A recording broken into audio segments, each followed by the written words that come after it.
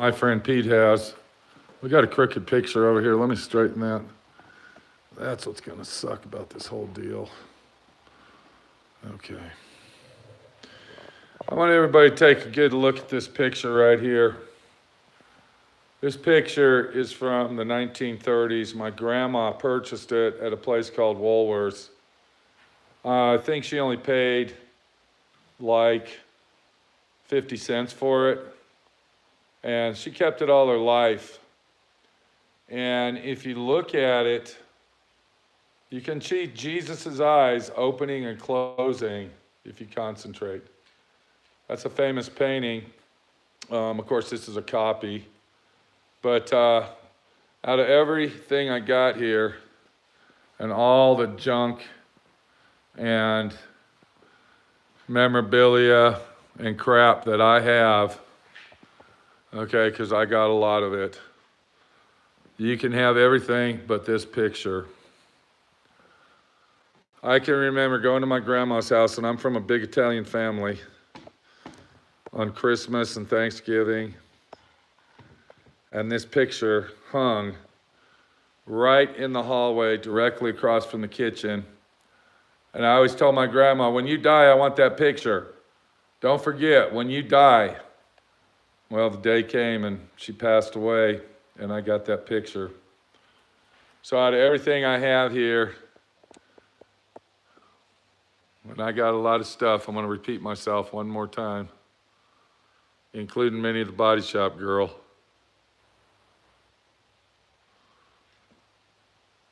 That picture will be with me for life. Here's something right here. This is pretty cool. When I was around 3.5, 4 years old, my dad got into this decoupage action, and he was getting these old Roman Catholic books, you know, these coffee table books. You know what I'm talking about, Minnie? Yeah. Okay, and then what he'd do is he was making these decoupage things. These are the only ones that are left in my family. I got this one here, and then we got this one right here. And there used to be a lot of them left, but this is the only ones. I'm the only one out of all my family, and I come from a very big family that wanted to keep them. So these are very, very old. I remember my dad down in the basement with his shopsmith, if anybody knows what a shopsmith is, making those. And then going to the bar and getting drunk off his ass and coming home about 2 or 3 in the morning and waking me and my 2 brothers up and taking us down to the basement where the shopsmith was. And he'd be getting out his 1/8-inch plywood and making 3 paddles and beating the shit out of us until the paddle broke on our ass. So, a lot of memories going on in this place. A lot of memories. Let's see what we got here. These are memories right here. We got Mexican George out in Mexico City that sent that picture to me from Mexico. And I've had that when I first started making videos. That's Clown Guy. He's the one that started it all. He's the one that got the Clown Factory going. And then there's a tattoo artist out there in the world that watches my videos, and he sent me 2 pictures. One was framed, one wasn't. And I told him, don't worry, buddy, I'm going to hang that picture up. You can bank on it. And that was like 3 years ago. I didn't have any room in my old shop in Dallas, so I went ahead and hung it up in Moab. So there it is right there. And then we're going to come over here, and we got Buck's Wood Shop. I think it's Buck's Wood Shop that made this sign for us. It says, my friend Pete, www.swrnc.com. And let's see. We had a guy that visited us all the way from England. Remember that guy? You probably don't remember him. He was an airbrusher. And he went to California to go to Craig Fraser's airbrushing school. Came all the way to California. Well, he watched my videos, and he was a follower, and he made this little car for me. And look how detailed the airbrushing is on that. All right, and then he said, do it right. That's the only way we're going to do it over here. So I got a lot of stuff just from, okay, here we go. I'm sorry, I had to do that. I'm sorry. I won't get political. So I have a lot of stuff in my office that's from YouTubers from around the world. I believe Otto Bennett, when he came out here, I'm not for sure, when Otto Bennett came out here, now he's the one that owns the Camaro. He brought me the Big Ben clock, and then he brought me that bus. So anybody that has sent me anything in the past, I keep everything. Am I right? Oh, yeah. I keep everything. That doesn't mean I want you to send me stuff. I'm just letting you know. So what are we going to talk about tonight, everybody? What's going on out there in the world? A lot of stuff. A lot of stuff's going on. That BB gun that you see hanging up there, the rifle, that's a 1935 Benjamin Franklin solid brass BB gun. Very, very rare. But enough of my stuff. I'm not trying to brag. I was just starting the video out. I'm going to let Minnie go ahead and take the camera. She loves talking to everybody. Is that all right with you? Yeah. Okay. And then we're going to get down to business. So what we're talking about getting back to life. Okay, we're talking about doing what we got to do to survive and to reestablish and possibly reconfigure our life around to make ends meet and to possibly keep sane. Now, I quit smoking a long time ago, and I still chew Nicorette. I don't chew the Nicorette gum. I do the Lozenger thing. I actually do the aftermarket brands. And they have basically ran out of the stuff that I use in the town that I'm in. I have to adjust to myself. I have to make things work to realize that, okay, I don't have it. Am I going to die from not using this? No, I'm not. But I'm on a limited supply. I mean, that's just an example. What I got to do is I got to get back to Dallas, Texas. So I will be leaving on Tuesday morning back to Dallas. And when I get to Dallas... They said fix the mic. Something's wrong. They can't hear very well, I guess. Can you hear me? All right? Sometimes people in... Let's go out here. We might get a better reception. Yeah, they're saying they can't hear well. Come on out here. Let's go out here. Yeah, because I only have one hand on the camera, so I'm not covering up the mic, anybody. Okay, can you hear better out here? No, I'm not holding my finger on it. I got my hand. Okay, are we getting better reception now? Please say something. We can't go any further until we get a better reception going. Hi says we can hear. Okay, can we hear now? Yeah, can I sit down? Well, I'd rather you sit somewhere else. Oh. Bring a little roll around. Well, you want me to sit on the floor? God, I gotta sit on the freaking floor, man. Here, let me get a chair, y'all. Sorry.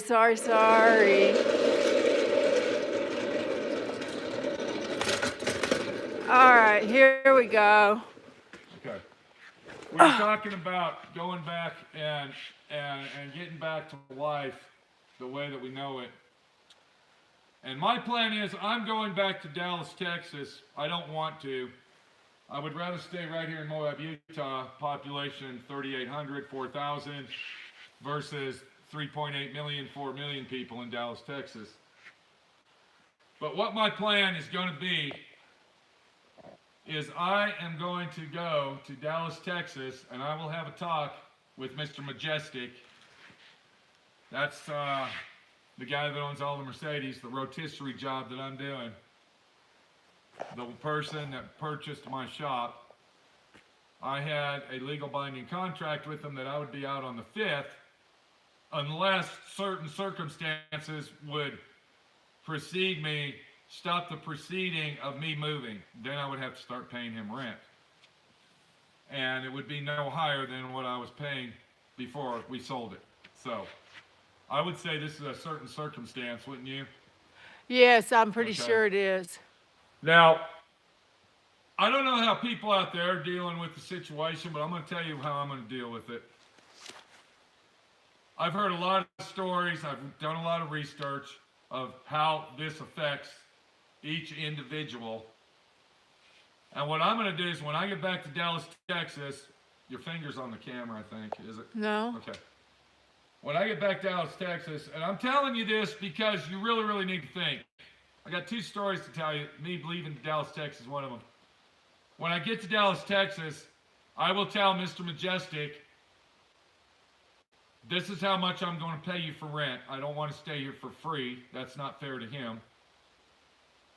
And you are not allowed to come over to my shop at all. You can call me on the phone. I will give you my bank account. You can transfer the money that you owe me through the bank account. And I will tell him that his Mexicans are not allowed on the property while I'm there. Because he actually has one bay that I have given him to do what he needs to do or wants to do in there. Well, that will come to an end. Because I got a legal binding contract here, okay? Do you understand? Yes. Okay, there wasn't nothing in the contract that said, I'm giving you one of my bays. I did that out of the goodness of my heart as a friend to him. If he does not want to abide by the rules that I give him, then I will immediately take the rotisserie Nightmare Mercedes-Benz off of my rotisserie. I will set it on the floor in the condition it is. I will pack my trailer up with all the shit that I got, throw Minnie's cat in the cage, load Axel up, and I'm leaving. Plain and simple. But that's after he gives me the money that I owe him. Hey, Jake, God bless you. I'll say a prayer for you. I want to go ahead and break this story. I want everybody to think about while I'm doing this. Not being an asshole. I want you to think real hard why. I want to go ahead and mention Brian Owens. I believe he's in Ireland or the Netherlands. He sent me a very, very long email. He's a Catholic. And he is doing all of his rosary prayers, every single one of them in a row, 12 times or 15 times a day. That's a lot of praying. That's a lot. That's a lot. Anybody that's a Catholic will know what the rosary prayers are. I'm not going to get into that. Anyway, it's a very long, drawn-out process. And there's like, what, how many different... Well, it's sure. about 15, 18 minutes. It takes longer than 15 minutes to do it. You can say it About by 30 minutes. You can say it by yourself in about 15 or Okay. 18 minutes. But there's 4 or 5 different There- levels of it. 5 decades. Okay, so if you're doing all 5 of them, You and you're say doing it 50 4 or 5 times. a day, that's some heavy-duty praying Yes, going on. it is. The reason he's praying, and he wanted me to, Oh, I almost dropped the camera. he wanted me to give him a shout out so everybody can pray for him. His wife is going through some serious death defying surgery, cancer surgery. And that's the only person that he has in his life. And if he loses her, he'll be all alone. So let's all pray for Brian Owens in the Netherlands or Ireland or wherever he is at. And, you know, just think about him when you go to bed at night. Just, you know, mention that name in your head, Brian Owens. That's all you got to do. God will take it from there. Prayers sent. Okay. Back to the story. So I'm going back to Dallas. You heard part 1. We went to intermission. This is part 2. When Nitpick Norm comes over, and anybody else that I know, and if you're out there watching this, anybody that knows me in Dallas, do not come over to my fucking shop because you're not welcome. There will be a big sign on the door that says, keep out, no visitors, closed. I will be at my shop, living in my office and working in my shop. I will be doing minimal travel to various places that I need to get my supplies from. And I will be wearing my rubber gloves, and I will be wearing my brand new dual cartridge spray mask wherever I go. You can call me stupid. I don't give a shit. I am calling myself Protective. That's my new name, Protective Pete. Okay? That's who I am now. I had Steve come over this morning, the guy that did the foundation for our house. And when we were in Grand Junction, I bought the last 2 boxes of surgical gloves from them at Harbor Freight. I was going to send them to my daughter, but the post office was being kind of nasty about it, so we didn't send them. Anyway, so I got 2 boxes of, there's 500 gloves per box. He comes over this morning, and he tells me, I went to the store yesterday, and I was the only one in the store that didn't have a mask on, and I felt guilty. He said, I'm the only one in there. I said, do you have surgical gloves? Yes, I have 1 pair. I have 1 pair of surgical gloves. When I get home, I wash them in boiling water and so I can reuse them. Steve has his parents that he is taking care of. He lives next door to him. They're 85 years old. He's got to be careful. He's got to be very careful. He has 8 employees or 6 employees, and he is scared shitless of going to work because... Thanks, Jesse James Curley. We appreciate you. Because the employees that he is working with, and this is how all this works. It's a chain reaction. Uh-oh, we got a low battery, Pete, just to let you know. Go get your charger. Hurry, run. Where is it? My charger in the truck. We'll plug it in or something. I mean, just get the charger that we can plug in. Okay, we're getting a low battery signal over here. There you are. So let me go back to the story here. Why Minnie's getting that charger real quick or we're going to lose line. And if we lose line, it's over. Before we go back to the story, I want to say that this is the last live video we'll be doing until further notice because I'm going back to Dallas. We might do a live video online as I'm traveling if I got live wire action. Okay, plug it in over here, Minnie. Plug it in over here. Let me have the cord. So, while Minnie's plugging that in, because some power, we don't want to lose everybody. I'm here for support for anybody that needs support. My email is onwayup@yahoo.com. That's onwayup. I'm sorry, Minnie's grabbing for the camera. Onwayup, ONWAYUP @yahoo.com. Onwayup. If you need to talk to somebody, if you're alone, email me and I will call you. If you want to email me so I can email you back, do that. I'm not doing this trying to say that, I am your psychiatrist or I'm somebody that is a higher authority than you, but I am somebody that you can talk to. Hey, Moreland. Back to the story. So Steve's afraid to go to work because several of his employees are pretty rambunctious and they don't give a shit about the virus. Yeah. Well, see, that's what you got to worry. That's what you got to worry about is other people that aren't really giving a crap. So those guys go out.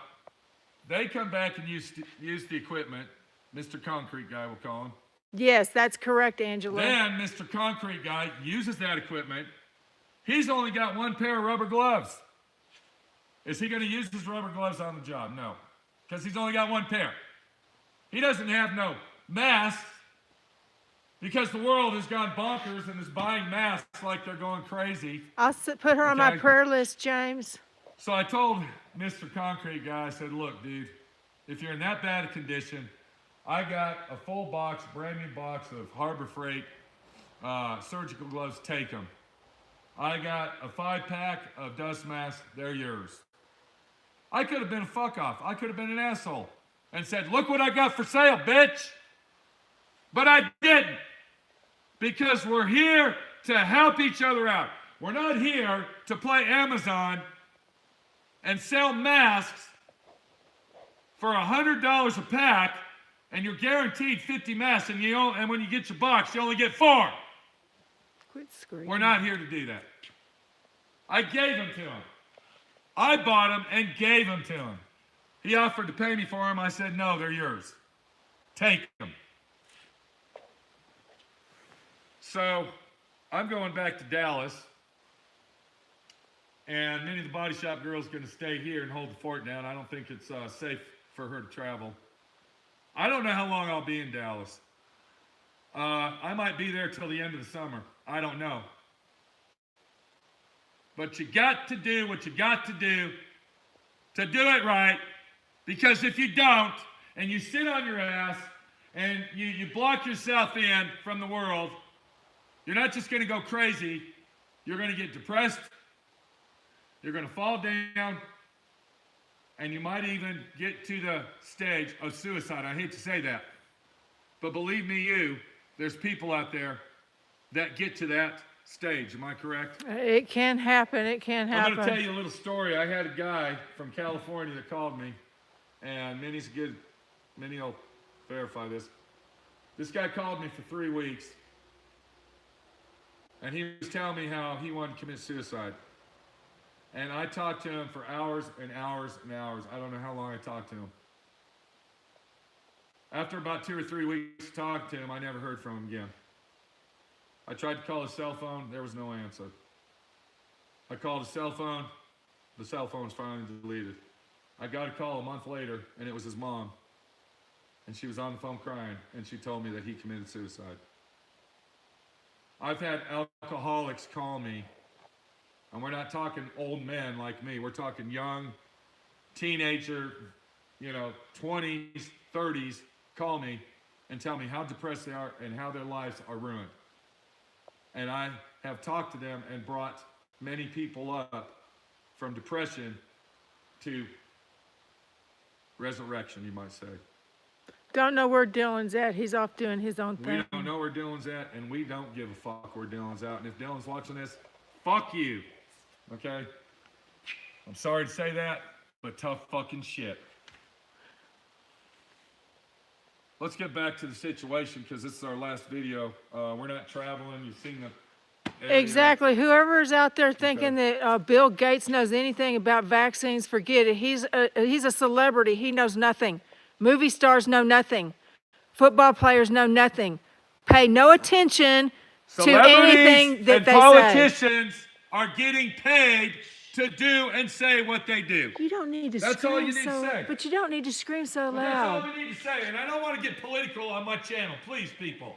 Quit being so loud. Don't leave comments for Minnie to answer that are going to lead us into a political conspiracy theory. We're not here for that. Well, We I are just here for wanted this ourselves. one guy to understand. Don't listen to, because he's thinking that he's some smart guy, Okay. but yeah, he's not. This is our last video that we are going to be recording for a couple days. And when I get back to Dallas, I'll be making my regular video action. And I will come on randomly to make live videos. But I just want to tell everybody thank you for joining in on this 5-day venture. I think this is our 5th video. 5th or 6th, something like that. And you saw me and Minnie arguing and fighting in the truck. You saw me getting loud and depressed and rambunctious. And now you see me crawling out of my depression and bucking it up and doing what I got to do to survive. Minnie just pulled something out of her pocket. I want to show everybody this. My daughter went to Italy. Was it Italy? Rome, yeah. Italy, Rome. And she brought me and Minnie back a rosary. This is, for anybody that's not a Catholic, this is a rosary. And I'm going to go ahead and explain this to you. And you'll understand this Brian Owens situation. So you got your rosary here. And if you look at each section of these beads, those are There's 10 beads, 10 prayers. 5 sections of 10. And then you got this bead, which is what, Minnie? Our Our Father who art in heaven. yeah. Then And you got to then- read 10 more And prayers. the Fatima prayer, And you go all the the way Hail around this. Marys, and the Our Every single one of Fathers, these beads. and I want to yeah. tell everybody about this. This is a Catholic, okay? This is a Catholic. it's a very Rosary. very powerful prayer. This is not something that you would purchase and wear around your neck. When you see millennials, teenagers, young people that are wearing these around their neck because they think they're stylish and cool, that is a disgrace to the Catholic religion. Anybody that has a rosary, please use it and pray, because that's all we got left is prayers from God. And hopefully our buddy Brian will come through for us. I'm not really wanting to go to Dallas, Texas. I really don't want to, but I got to. And the reason I'm telling you this is because there's a lot of stuff in life we don't want to do, but we have to. Some days we wake up and we don't want to get out of bed, but we have to. Some days we wake up and we get out of bed, but we don't want to. Did I just say that? Mm-hmm. Okay, I just repeated myself.